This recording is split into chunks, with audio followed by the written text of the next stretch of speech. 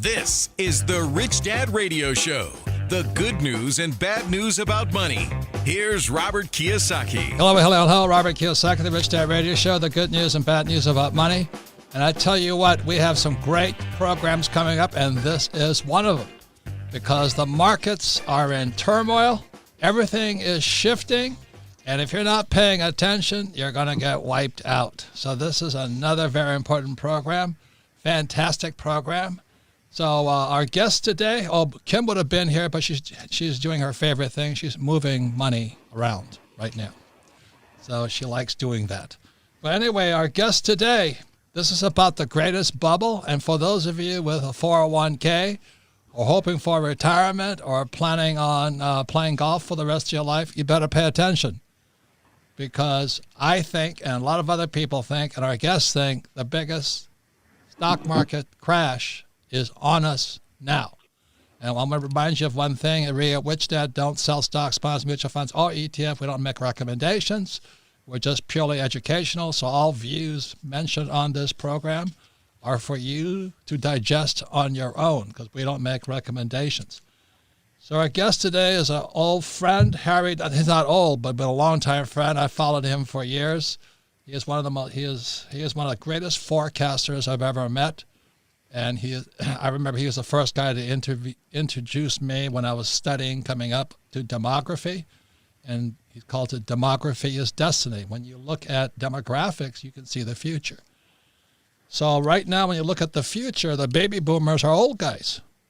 You know, they've had these, they're the first generation, I think, to have a 401k because we came off what's called defined benefit pension plan and went to a defined contribution, which is the 401k or IRA or SEPs. So the baby boomers for the first generation to be hanging with their butt out in the air right now.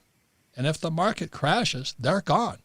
Whereas my parents' generation, the World War II generation, they had a defined benefit pension plan. That's like what Ford still gives out, I think. So if the market crashed, Ford still made sure you got a paycheck for life. So the baby boomers, you're screwed. Listen to this program now. And if you're the kid or child or grandkid of a baby boomer, you better listen up too, because you don't want grandpa and grandma moving in with you when they get wiped out in this next crash. So that's Harry Dent. And our other guest here is a man I just met. He's a Navy pilot, incredible pilot, Stan Harley. He publishes the Harley Market Letter. And the reason I'm gushing about Stan is because he flew for Top Gun and all that. He knows Tom Cruise. No, he doesn't. And he's a Navy pilot, and I flew for the Marine Corps. So there's this, and he flew out of Miramar, outside of San Diego, and we used to go to the same bar and fight each other. But anyway, so it's really band of brothers right now. So welcome to the program. So I'll let Harry, Harry and I just came back from a fantastic tour all the way through Australia. That was fantastic. I love the Aussies. So Harry, welcome to the program. And what do you want to say about this bubble coming up? Well, Robert, I love Australia too. They're the best audience in the world. They're the most hungry for new information I've found in the world. And they have fewer experts like you and I to listen to there. They're in the middle of nowhere. I hate to say it. So I love the Australians. My problem, Robert, with Australians is they have the biggest real estate bubble in the world, except for China. And they don't get it. They think, our real estate's gone up forever and we're good people and we deserve this bubble. And so I always have to wake them up and say, hey, greater the bubble, greater the burst. That's my number one statement from everything I've studied in demographics and cycles. The greater the bubble, the greater the burst. Well, the problem is, Harry, what they're proud of is they've had a recession in 35 years. So after you left, my friends had to go on suicide watch. There was, it's just natural, Robert, that when things go good, people just think, it's okay. It's not okay for you to be sitting in your house going up 20, 25% a year and the stock market going up 20, 30% a year while you do nothing. That is something for nothing. That's what's called a bubble. So we're in this bubble. And the key thing I have been looking now for 2 years for the NASDAQ, the leading stock bubble, to get up above 11,000. That's what that was my target for the bubble to peak. And it has done that. It has done that more than that. And it's been hitting that in recent weeks. And of course, at the same time, I'm looking for this Stan Harley, who is the best short-term forecaster in markets, says the same thing, like mid-August is looking like a peak. So I think people really need to wake up here. I know it's hard because the bubble keeps going up and it seems like it can do no wrong. No, this bubble is peaking here. This is the best I've seen. I've also been looking for the NASDAQ to make new highs and the S&P 500 and broader markets to only retest their highs in this really stupid bubble. I mean, for the stocks to be going to new highs in the greatest depression, downturn with the COVID-19 in history, okay, wake up. Good. This is an alarm. Get the hell out of the stock market. Right. So I've had the pleasure of, I'm glad you invited Stan because he's I have a tremendous respect for other pilots, and he flew the F4, F-14, and F-18. And I was a helicopter pilot. So we're kind of different breed of cat. But anyway, we kind of see the world from the same point of view. And I don't know if Stan's ever crashed, but I've crashed 3 times. And so for those of you 401k, it doesn't feel good. That's what I'm trying to tell you. The rush going down, I mean, you go down a lot faster than it comes up. So Stan, as a fellow pilot, welcome to the program, and give us a little background about your flying background. Because everybody knows about Harry and his forecasting, but I always respect other pilots. Glad to be here. Thank you for your service to our country. Fortunately, all of my landings equal my takeoffs. Never need to pull that ejection handle. Had a few close calls. They're still charging me for the 3 aircraft I lost. I think Harry makes some good points about the market. I'm a market technician. I look at a variety of fundamental, quantitative, and technical factors. Primary technical analysis with an emphasis on market cycles. But I've looked at several things, and I'll highlight a few of them here. First of all, unemployment. That's some data that all of us can download from the Fred website. I've looked at that data all the way back to the mid-1940s since its origination. And would you explain what the Fred website is, please? That's a website that is maintained by the U.S. government, BLS, the Bureau of Labor Statistics. And anyone can go on, just type in Google, it pops right up. And there is just a plethora of data there that has to do with equity prices, home prices, interest rates. That's maintained by the U.S. government. It's totally free. Anyone. I thought Fred was connected to the Fed. It's not. It is. It is, but they maintain they maintain the website for home prices, equity prices, bond prices, and the BLS supplies the data for unemployment. So that's kind of your crystal. That's kind of your crystal ball, is what you're saying, is that? It is, and one can download it, dump it into a spreadsheet, and analyze it. And I find that unemployment goes up and down on a cyclical basis. And what I have found is that, as a general rule, the best levels in unemployment for the then current economic cycle tend to precede stock market tops by 5 to 7 months on average.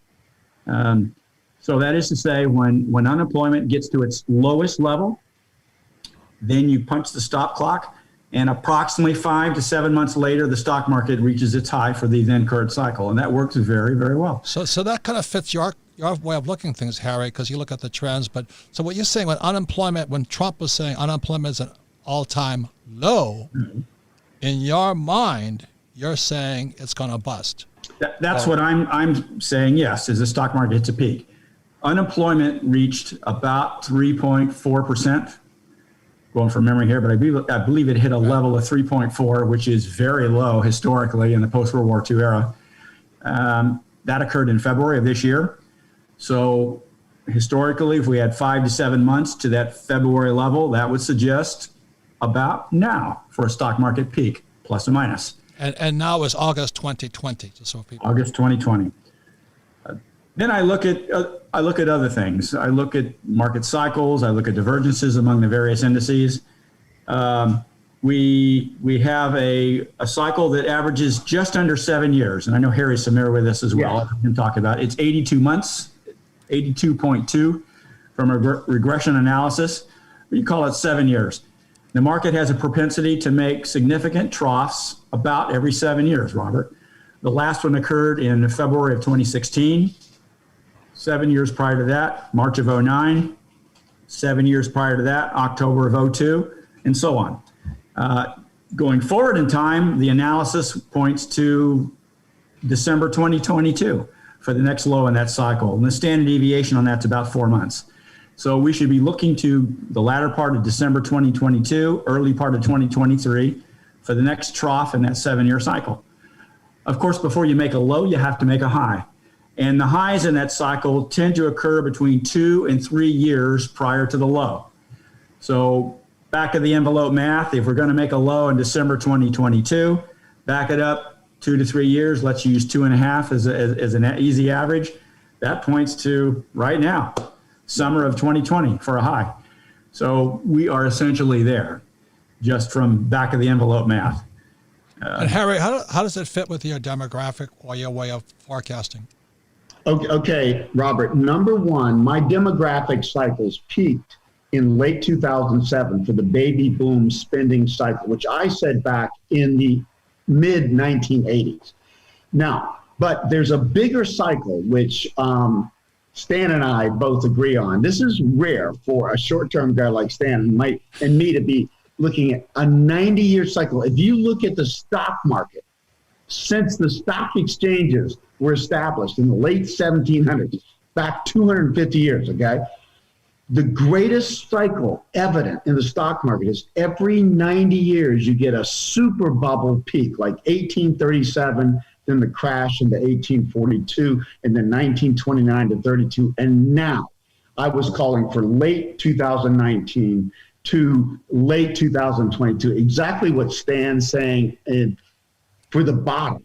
This is the biggest thing that happens, and it's because of technology cycles that come together every 45 years and then more so every 90 years. This is Harry, mess up you real quickly. So 90 years from 2020 is 1930? 90-year cycle that peaked in late 29, bottomed in late 32, 90 years later, late 2019, just give it a few months, early 2020, February. This is the biggest cycle we will see in our lifetimes. I've been saying this for decades. You have been. You have been. You've been having warning. You've warned a lot of people about the 90-year cycle. So that's today from the Great Depression. So let me ask Stan, what do you say about that, Stan? I agree with Harry on that one. I've got data going back to the 1600s, and I don't want to get too technical with numerology, but there are a number of Fibonacci relationships. I'll leave it with that all cluster in the present time frame, going all the way back to the 1600s, including the peaks in 1835, 1929, 1720, which preceded that, and even the tulip mania 1637 in the Netherlands. Projecting forward, putting them into a regression modeling, which I've done, all coincides with the 2020 time period for a major peak, and we're essentially there. So now that's the macro, that's the big picture, and then trying to narrow this down a little bit more, I look at the 7-year cycle. We have some divergences right now in the advanced decline data, which is something that I track very closely. Yeah. We have the advanced decline line, which is a summation of each day's net difference between advancing issues and declining issues. Market technicians keep track of this. You lost me at hello. Well, the advanced decline line is making a new high, and a lot of technicians will point that out, and they draw the conclusion that, well, with the AD line making a new high, therefore the Dow, the S&P, and everything should follow. Okay. We have to go to a break. So here we are. Okay. All right. You guys are watching these waves or cycles, and Harry's been warning about this one for a long time, the 90-year cycle. So if it was 1929, let's call it 1930. 1990 years is 2020. And so, ladies and gentlemen, the question is how big and what should we do? So when we come back, we'll be talking to these gentlemen, especially for those of you with a 401k or have a pension you're counting on. This may be the most important two men you can listen to in the history of your life. We'll be right back. Hello. Robert Kiyosaki, the Rich Dad Radio Show, the good news and bad news about money. You can listen to the Rich Dad Radio program anywhere on iTunes, Android, or YouTube. And please leave us a comment, what you think of the program. When you listen, all of our programs are archived at richdadradio.com. We archive them for one reason. It's because we're only educational and informational. We make no recommendations, although some of our guests may make recommendations. But it's up to you to make up your own mind. But most importantly, if you listen to this program again, repetition, you'll learn twice as much from these great teachers today. But also include your friends, family, and business partners, and then discuss it, and you'll learn so much more than you did if you read a book. So our guest today is a great friend, a person I look up to for years, is Harry Dent. I've been following his message. He's very accurate in his forecast. He's very accurate. He called the great boom ahead, and now he's calling the great crash ahead. And another gentleman I just met is Stan Harley. He's a fellow pilot. He flew out of San Diego, Miramar, Top Gun, and he flew the F-4, F-14, and F-18, and I flew a little gunship. But anyway, that's all. This is a wonderful, wonderful brotherhood. So Harry and Stan are talking about what they see, and then again, it was Harry who educated me about this 90-year cycle. So let's go back to 1929, and today is 2020. We're in a 90-year cycle. And so they're both short-term and long-term. And the reason Stan and Harry are together today is Stan is more very, very micro, short-term. And so we're going to hear their points of view. This is especially important because what they're predicting is, I think, we're in the biggest bubble in history. Harry, would you agree with that? Yeah, I do, Robert. I mean, I only have a few short-term newsletters that I track, and Stan is number one of two of those. Because he's a cycle guy like me. He focuses more on the short term, but he was the first guy of all the newsletters I've gotten to also recognize this 90-year cycle, the biggest cycle of all times. If you look at the stock market, except 250 years back, there's only one cycle that stands out. Super bubble peaks every 90 years. And so Stan is a short-term guy normally, but he's also gets the long-term cycle. So we both agree that it is so rare that somebody like me, long-term with demographic cycles, and now this 90-year cycle would say, this is not just a peak in the stock market. It's the greatest peak of your lifetime and the greatest crash and the sale of a lifetime on assets ahead. So let's Stan. Stan, what do you want to say? The only reason we're pilots, we're open-minded. That's the biggest difference, right, Stan? We are open-minded. We Yes. are. From a technical perspective, Robert, I look for divergences in a topping evolution. Bottoms in the stock market tend to be one and done, V events. Sometimes it's a retest. Tops, however, tend to be protracted affairs that span several months, sometimes years. But in the context of that 7-year cycle that I was talking about a little while ago, the tops tend to span several months. So early on in the topping phase, we see the largest number of stocks making new highs and indices. And then over a period of several months, we will see fewer and fewer stocks, fewer and fewer of the benchmark indices making new highs. Okay, so once again, this is August 2020 because what we're talking about is short term now. Yes. Okay. And over the last several months, we've seen the Dow Transports go to a new high. That was back in 2018. In January of this year, we saw the New York Composite go to a new high. In February, we saw the Dow and the S&P. And now the only major index making a new all-time high is the NASDAQ composite. Yeah. And this is very, very typical of how tops are formed. You get a thinning in the advance as the topping structure evolves. It is possible the S&P may kiss a new high here in the next day or so. We're so close.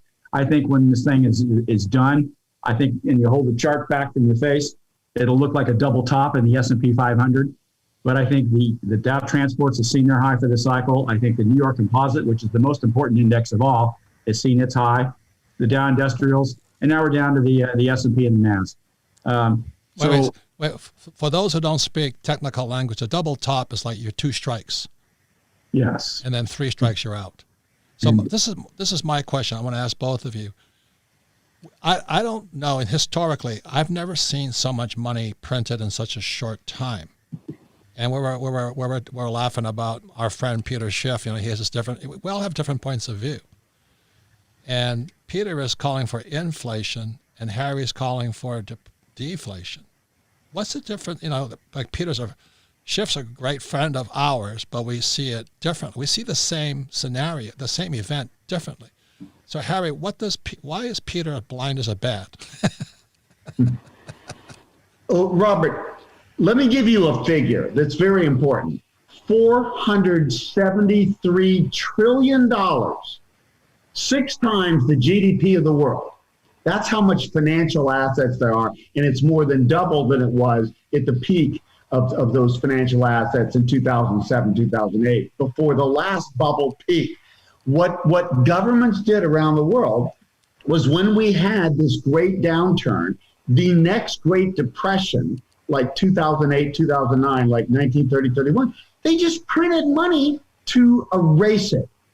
That is the worst thing I've ever seen in history. I am going to go down, Robert, saying these central bankers are the stupidest people in all of history, and will go down as that only in retrospect, because they think you can make things go away by printing money. So, good. So Peter Schiff says, oh, this has got to cause inflation. No, they are fighting. They are offsetting deflation of financial assets. 477 trillion, 6 times GDP. They're fighting that. This is the deflationary era. So this is 1929 again. We're going to get inflation here. No way. So this is 19. So inflation will mean food prices go up, car prices go up, and all that. What you're saying is we're going that's nothing, Robert.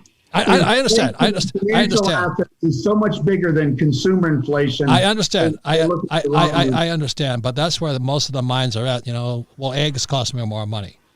Yeah. You know, but you're talking about a major depression. Stan, quick, what do you think on that? I agree with Harry.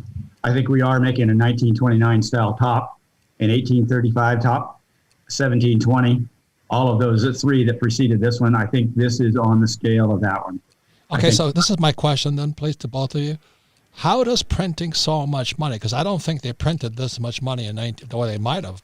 But I don't know if they've ever printed so much money. So how does that affect the crash? They are printing so much money to offset the decline in financial. Just this recent crash in stocks in February to March took out $25 trillion globally in just stocks, not counting real estate and other financial assets. The governments are having to print more and more money to offset this bubble crash in financial assets, which they have created. This is totally artificial. This whole boom since 2009 has seen the lowest growth in GDP in any recovery ever, and the greatest increase in stocks and financial assets ever. Something's wrong here. It's called printing money to offset a downturn. Okay. Stan, what do you want to say? I think we are very close to rolling over here and heading south. But to Harry's point, the government has borrowed a lot of money, pumped it into the economy. And I believe this is an artificial economy right now. It's not consumer driven. It's being driven with borrowed government money. So Harry, is that why you're calling gold to drop below 1,000 or something? Okay, Robert. Peter Schiff wants to kill you right now. Gold has held up better than any other commodity, which is its index, the CRB, in history in this downturn because gold has a crisis value. But gold is an inflation hedge, and we're talking, that's the difference between me and Peter Schiff. Deflation is the end result instead of inflation. Got it. I see gold going back to the low in late 2015 of 1,050, maybe a little lower, and it still would be the best commodity of all to hold up. And then I see a huge rally long term for one reason. The biggest growth in the future, demographics, which is my expertise, is Asia. Asians love gold. Chinese, Indians buy more gold than anybody in the world. Gold will lead the next commodity rally, but gold is an inflation hedge, not a deflation hedge, and it will go down. I do actually think now, Robert, that gold has broken 2,000. It's past that. It'll go maybe to 2,200. But gold is going to go down. Gold is not your safe haven. The crash in February, March showed you gold went up at first and then went down. Right. And then the bigger crash in 2008, gold went running for mommy when deflation set in. Gold is not your safe haven here. Now, once it goes down to 1,000, I would load up the trucks. Stan, comments. I mean, even if you're not, I don't know if you're in the gold market at all, but this is a war between Harry and Peter Schiff. I have a positive outlook on the metals complex. I think gold is going to go substantially higher, and it's pulling young. But this is my real question, okay? Both of you. Will the Fed do the same thing in the next crash? Will they just print more, or are they going to actually find religion and say we better cut this out? Robert, I don't know whether the borrowed money mentality will continue, particularly after the election. I think the current administration and indeed the other side of the aisle wants to pump borrowed money into this economy. And it's going to work until interest rates rise. And my work says interest rates are going to remain low for about another 2 years. Once they turn the corner, then that's going to make the situation extremely problematic. That is to say, we're going to have this huge debt we're going to have to service. And when interest rates start spiking, when they go from 1.5 to 3 to 4 to 5, the U.S. government is going to have a hard time servicing the debt, which means we'll have to slash spending. When the government slashes spending, that means fewer jobs, and it snowballs. Depression. I think we're going into a protracted depression. On that, Harry and I are spot on. I think that from a technical analysis perspective, the top that I see us making right now is analogous to 29, 1835, and 1720. Okay. And I think there's some hard times coming in the not too distant future. Harry, can you hear us? Yeah. Hey, Robert, I got the same figure for you. $473 trillion in financial assets blown up, more than double in just the last decade. And people are thinking that $5 trillion or $20 trillion could offset that. No way. The governments are going to lose this war. They are printing money to offset a deflationary spiral, and they will lose this battle, or I will be a professor at the University of Texas in Austin 2 years from now and retire. Oh, God, please don't do that. Again. But anyway, so we got to start winding up. Once again, we don't give financial advice. We don't tell you what to buy or sell. Of course we do. The whole thing about the Rich Dad Show, we want to listen to both sides, and that's why I'm glad, Stan and I are the voices of reason here between Peter Schiff and Harry Dent. But anyway, so Stan, your newsletter is harleymarketletter.com, HARLEY marketletter.com.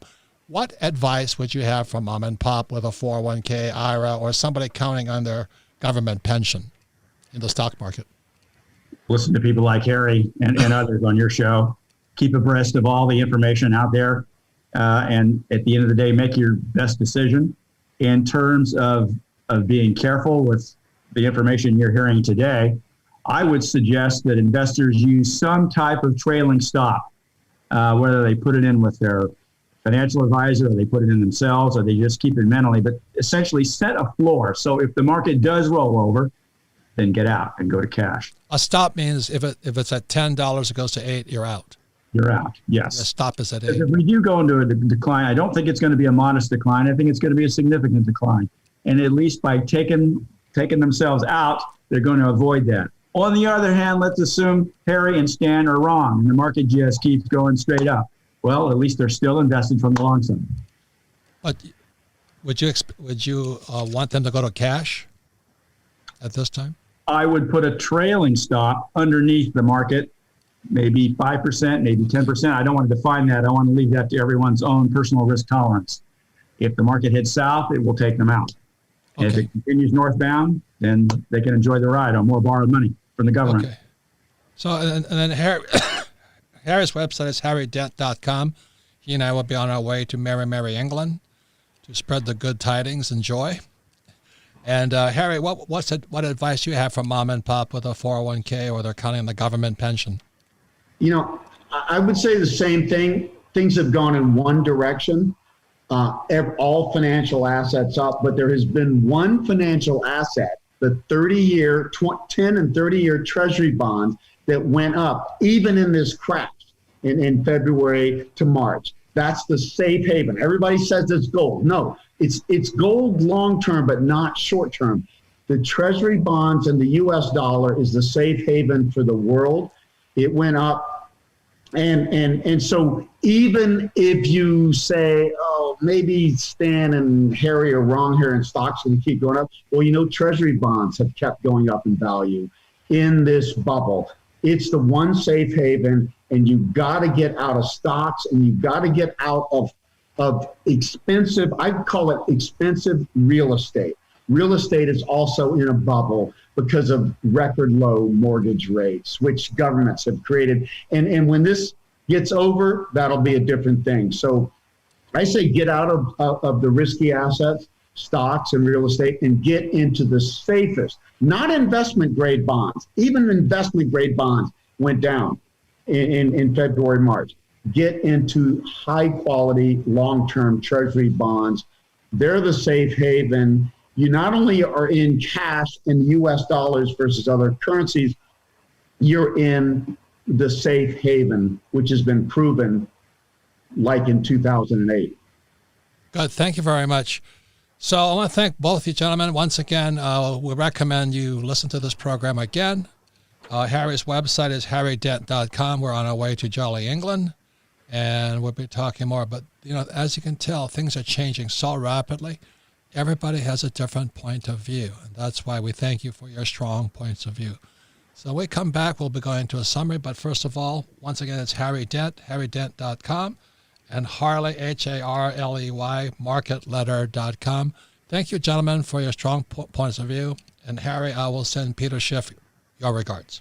Thank you. Welcome back. Robert Kiyosaki, the Rich Dad Radio Show, the good news and bad news about the crash that's coming. I want to thank sincere thank you to Harry Dent, longtime friend. And he's always got a point of view. And he's been fairly accurate, on demographics especially. And then Stan Harley, the Harley Market Letter. Please subscribe to it. It's $295. It's a bargain. I really enjoy what he's saying. He's more short-term, and Harry's long-term. And Harry is harrydebt.com. On August 30, he's having a Harry Dent Summit, and it's very important everybody listen to it because he's going to be giving more of his points of view. I think this time he's going to be in Australia, but Australia is like the rest of the world. He's going to be talking about real estate and the stock market and gold and silver. I think the most important thing I want to talk about to mention right now is Peter Schiff was a friend of myself and Harry. They both live in Puerto Rico. Peter is calling for inflation, and Harry is calling for deflation. And the reason Rich Dad stays in between good news and bad news, we leave it up to you to either do your further research or make up your own mind. But both guys are frightening. I mean, three of them. You got Stan, Harry, and Peter. Something's coming. They're not saying nothing's coming. They're saying something is coming. And the question is, what are you going to do? Any comments, Sarah? Well, I think having the different perspectives between Harry and Stan and Schiff. Stan said something in the show where he said, do this, but that's what I would do. You have to do what's right with your risk factor. And I think that's what we're trying to do here, is presenting these different scenarios. How you plan and execute is what's best for you. Correct. I think what if you're in the stock market, what Stan says, you might put a stop in. Now, that's beyond my meager helicopter brain, but he's a jet pilot. Well, anyway, what a stop does, let's say the stock is at 10, and you may want to put a stop at 8. So if it drops from 10 to 8, it's called a stop out. You sell at 8. And the only danger on that, if it's a severe crash, it could go right past it. But that's outside shot. I think the biggest thing to listen to was their 90-year trend, because I've heard that from Harry for a long time. Yeah. And it seems to be coming true. How about that unemployment thing where he says the lowest unemployment meant it was going to go up? Yeah. That it's interesting to see, hindsight's 2020, but they're right on. Their numbers are right on. And we had Harry on, I think, in March. You can listen to that episode by visiting YouTube or richdadradio.com. He said the same thing, that it's so strange, not strange, it's coming true. So their research is legitimate and valid. And the fact, and the unemployment number that Stan mentioned, it's 5 to 7 months after its all-time low. Stock market's at its all-time high. Look where we are. And he said, I don't know if we were recording it or right before the show, we're in the middle of a pandemic. And then Stan said another word, we're in a double top. Yeah. You see, that's kind of a short-term market guy.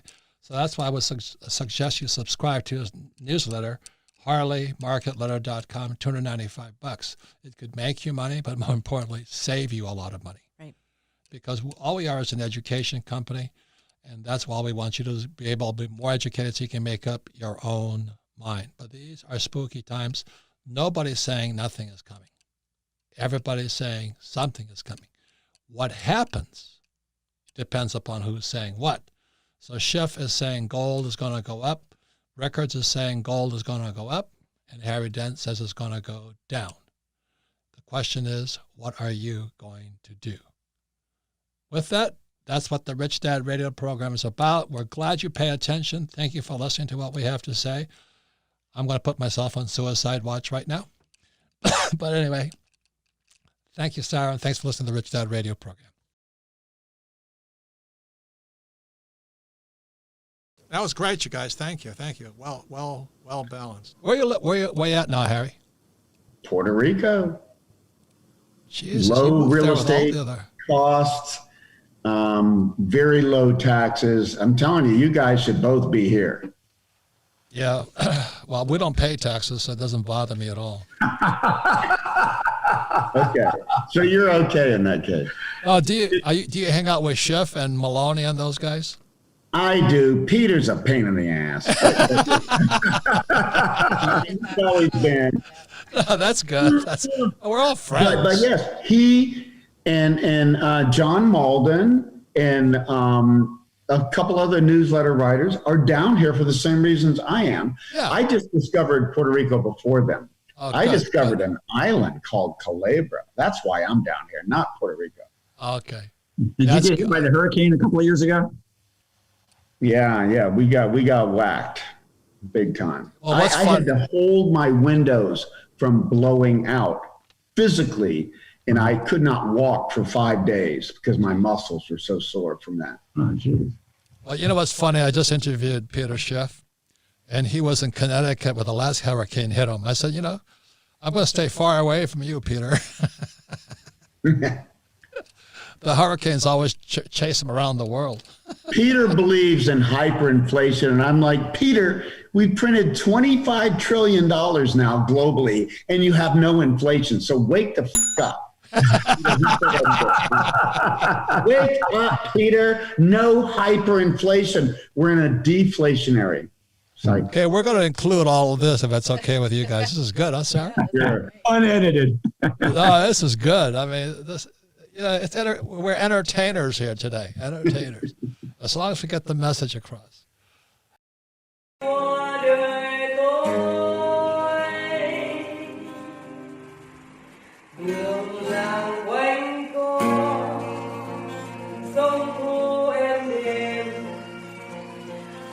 Diệu đã mong